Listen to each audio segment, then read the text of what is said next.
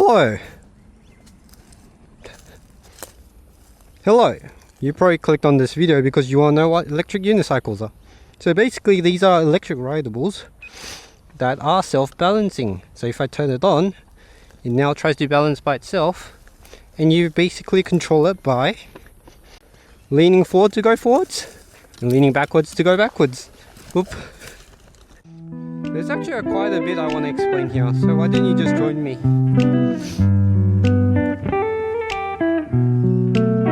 My first video where I'm actually doing commentary, and I'm pretty bad at talking in front of the camera. I guess this is a really new thing for me as well. We'll see how it goes. In this video I'll just quickly explain the most common questions I have while riding one of these from people, from bikers, from car drivers. Many people ask quite similar questions, so I wanted to make this video to answer some of the most common questions I get asked while riding these. Look at that beautiful view. Wonderful weather today. So basically, if you have no idea what an electric unicycle is, it's basically one of these one-wheel devices that are self-balancing with a gyroscope, just like hoverboards and one-wheels. The way you control them is just lean forwards to accelerate like this, and lean backwards to brake. So basically the acceleration is trying to prevent you from falling, and that's how it's able to balance. So one of the most popular questions I get asked is, not surprisingly, how fast are one of these things? Well, pretty much disregarding the slowest and the absolute fastest wheels, most of them can travel around 30 kilometers per hour all the way up to 90 and 100. Another very popular question is, how heavy are these things? And it's a lot heavier than they look. The model I'm currently riding is called the Veteran Lynx, and this one weighs around 40 kilograms. And the typical unicycle, disregarding the absolute lightest and the absolute heaviest, most of the unicycles weigh between 20 to, I would say, 50 kilograms. There are all, of course, heavier ones. There are lighter ones, but most of them fall within that range. Continuing on the capability and specs of these things, another question is, how much range do they get? And the answer is, again, there's a wide range, but these things tend to get excellent range compared to other PEVs such as scooters, electric bikes and electric skateboards. Again, disregarding the extreme ends of the unicycles with very small batteries and very large batteries, I would say most typical unicycles can travel between 30 kilometers to 120 kilometers in a single charge. There are models with a lot of battery. Those tend to go up to 160 kilometers with a single charge. Often heavier unicycles tend to have more range and more speed, which is quite obvious, but there's such a huge range of wheels that it's hard to say how fast they are exactly. I can only give you a range, but those are the main specs: range, speed and weight. Another spec is torque. How much torque do they get? These things just seem to have endless torque. Back in the day, unicycles were pretty underpowered. You could overpower them pretty easily, but unicycles these days, they're very hard to overpower because of the amount of torque they have. So even if I try to full lean, I can't get even close to dipping the pedals. They can also travel up very steep inclines, like 45 degrees.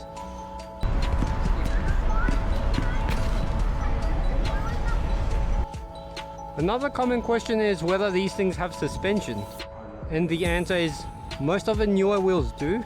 Back in the day, unicycles didn't have suspension and they were pretty jarring to ride in rough terrain, but now it seems like every new unicycle has some sort of suspension system. And these suspension wheels are such a pleasure to ride. It helps filter all the bumps, all the potholes really well. So it raises another question, which is how good is the off-road capability? And I would say these things also perform really well off-road. I would say not as well as bikes, but I would say it does perform better than pretty much all other things, such as skateboards or scooters. Yeah, off-road capability, really good. Another common question is what kind of stunts can you do on these? And I have a small list of stunts you can do on these. The first one's not really a stunt, but it's a really practical one. It's seated riding. You can really easily ride these things seated, very comfortably. And whenever your legs get tired, if you just sit down, you can ride without getting tired for much longer. The next one is stairs.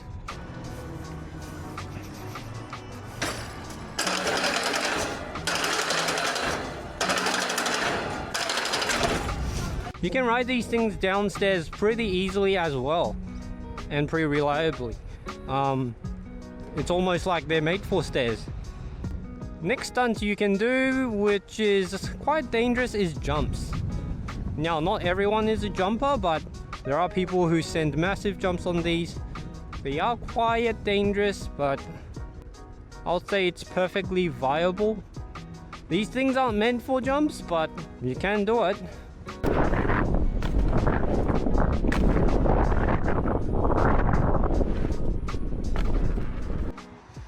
Another thing you can do on these is curb jumps. You can hop up curves pretty easily as long as you have power pads.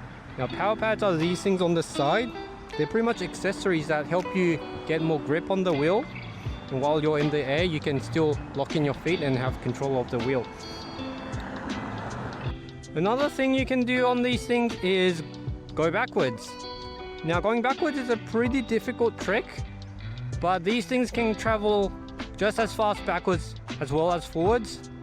So yeah, backwards is a pretty cool trick to learn.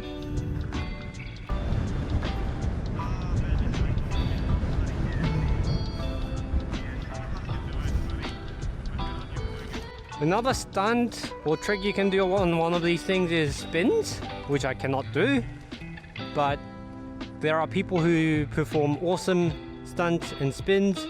So maybe you can look for videos with the EUC spins, but I cannot do them. I wish I could.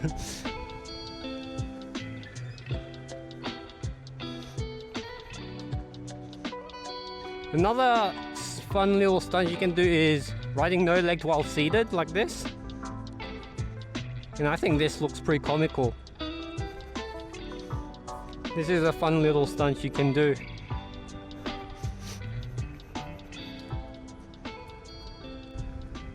I think I covered main specs and capabilities of these things. So let's move on to something else. One of the most questions I get asked is, how long does it take to learn one of these? This one's a little bit difficult to say because it does vary a lot by person. But I've seen people learn it in an hour, people learning almost instantly, heard of stories at least. And I've heard of people who take 2 weeks, a month, so it varies a lot. But I'll say most people can figure it out in maybe 4 hours, 2 hours. Yeah, between 2 and 4 hours, you'll be able to at least be riding it, even though not well. In general, these things are pretty hard to learn, especially compared to other things like e-skateboards and e-scooters. If you love learning new things, this is a great challenge you can do.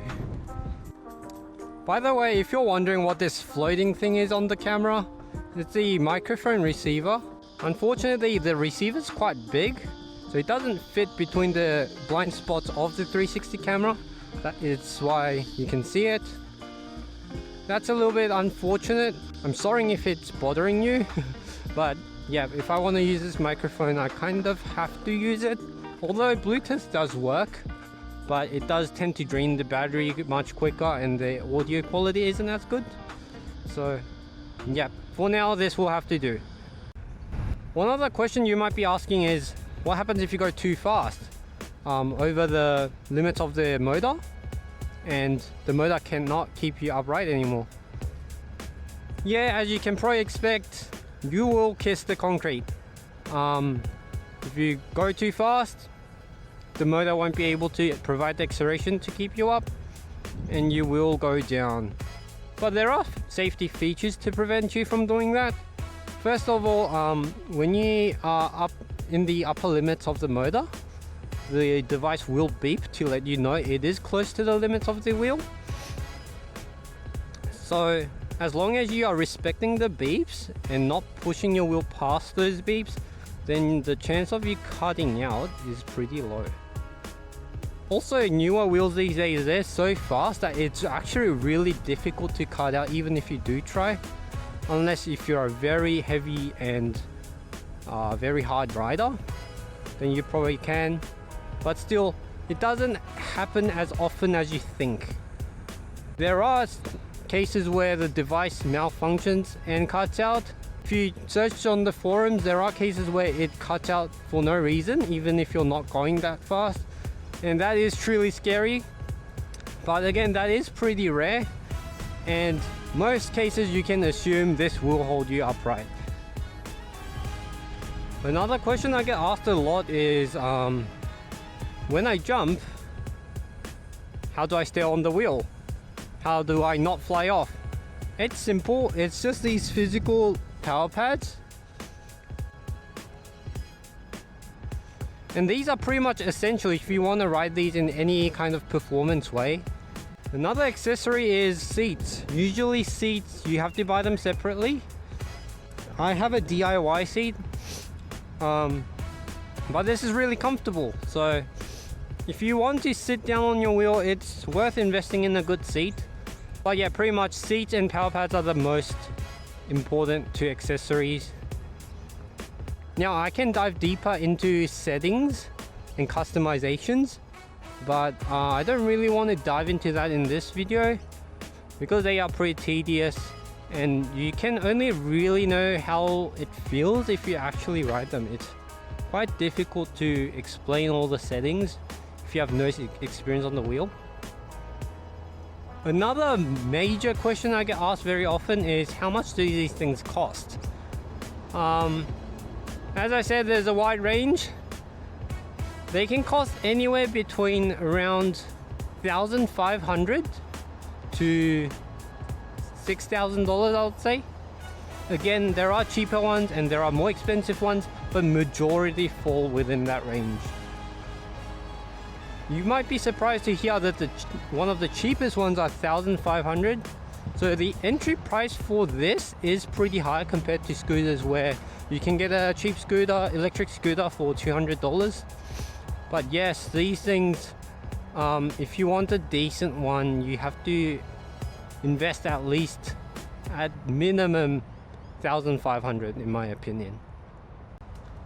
So the question is, what kind of companies are there? What kind of brands and models are there if you're looking to get one of these things? And there are 6 main companies. This includes Lipakim, which is the brand I'm riding right now, InMotion, Kingsong, Bugode, Extreme Bull, and Nosfet. Those are basically the 6 companies that manufacture EUCs. I think it is a bit of a rabbit hole to go into every model.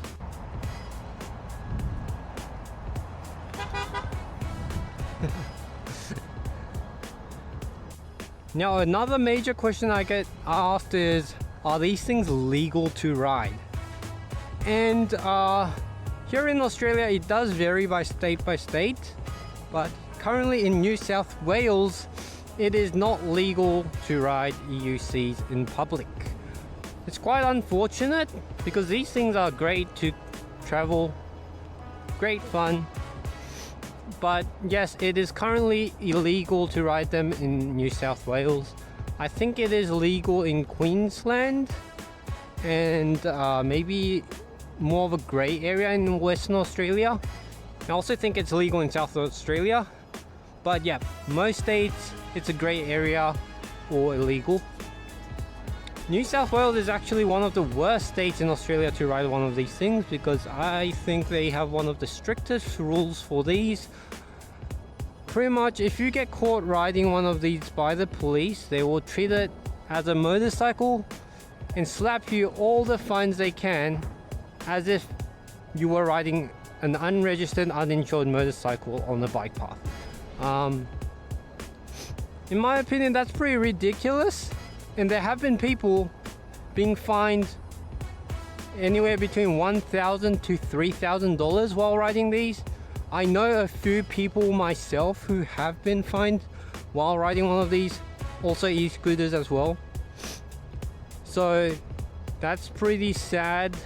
But yeah, as long as you don't ride like an a-hole, most people just don't care. So that's great. Now the last thing I will mention is the EUC community and riding culture.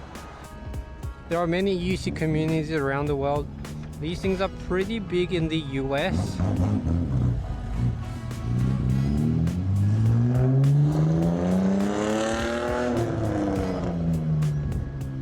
Okay. So these things are actually quite big in the US as far as I can tell, but I would say it's still way smaller than other communities such as the e-skate, e-scooter or e-bike community. Here in Australia, the EUC community is pretty small, and I've been told that it used to be a lot bigger, but in the recent years, because of the police crackdowns and legality issues, it seems like the size have decreased a lot, especially after COVID. The frequency and size of group rides have shrunken massively, and so far I do a lot of group rides, but it's usually done through a group chat instead of some kind of forum or something. Yeah, these group rides are usually organized in a group chat instead of a public forum. So there's not much going on socially here in Australia, in the UC community. Group rides has been very infrequent as well, which is unfortunate. As I mentioned, this is my first time actually speaking in front of the camera. But I'll try to do similar things in the future. I have a few other video ideas. But if you would like to see some other content, leave it down in the comments below. Yep, that's pretty much it. This was Night Fury. Bye.